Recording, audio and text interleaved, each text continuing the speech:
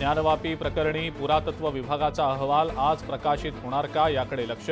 दोन्ही बाजू प्रत मिळवण्यासाठी अर्ज करणार.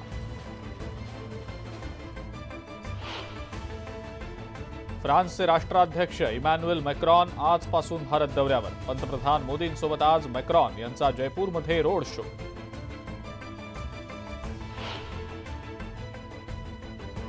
राजधानी दिल्लीमध्ये प्रजासत्ताक दिनाची तयारी पूर्ण. कडेकोट पोलीस बंदोबस्त. अनेक ठिकाणी नाकाबंदी.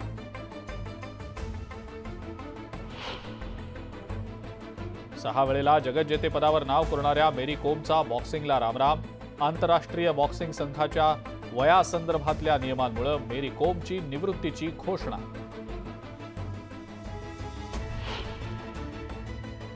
समृद्धी महामार्गावर अमरावतीमध्ये ट्रॅव्हल बसचा भीषण अपघात. तिघांचा मृत्यू. चालकाला झोप लागल्यानं अपघाताचा अंदाज.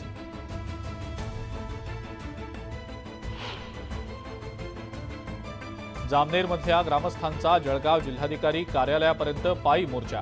तरुणाच्या हत्येप्रकरणी कारवाई करण्याची मागणी.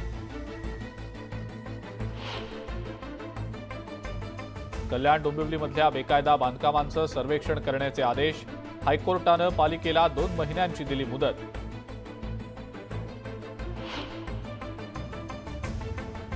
अमरावतीतल्या बहिरम यात्रेदरम्यान शेतकऱ्यांची कापूस दिंडी. शेतमालाला दर देण्यासाठी दिंडी काढून वेधलं लक्ष.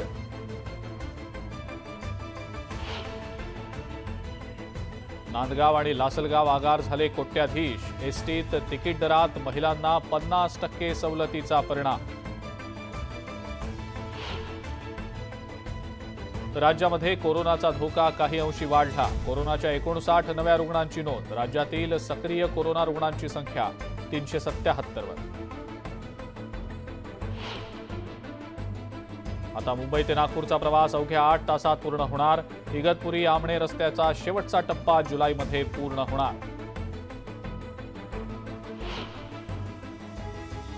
नागपूरमध्ये चालत्या कारवर चढलेल्या दुचाकीस्वाराचा व्हिडिओ व्हायरल. कार चालकानं 3 किलोमीटरपर्यंत कार चालवत दुचाकीस्वाराला बोनेटवरून नेलं फरफटत. प्रभू राम लल्लाला 80 किलो वजनाची तलवार. राज्यातल्या रामभक्तांकडून भेट. 7 फूट 3 इंचाची तलवार. भक्तांचं ठरतंय आकर्षण. उत्तर भारतातून येणाऱ्या शीतलहरींमुळे मराठवाडा गारठला. छत्रपती संभाजीनगरमध्ये 10.5 अंश तापमानाची नोंद. धुळे कृषी उत्पन्न बाजार समितीमध्ये लाल मिरचीची आवक वाढल्यानं दर घसरले. मिरचीचे दर किलोला 20 ते 25 रुपये. शेतकऱ्यांमध्ये नाराजी.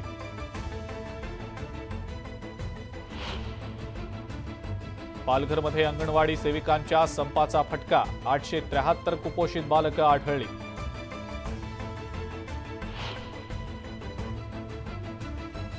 आणि बच्चे कंपनीसाठी आनंदाची बातमी. बोरिवलीतील संजय गांधी राष्ट्रीय उद्यानातील मिनी ट्रेन पुन्हा सुरू होणार. 43 कोटींच्या अंदाजपत्रकाला मान्यता.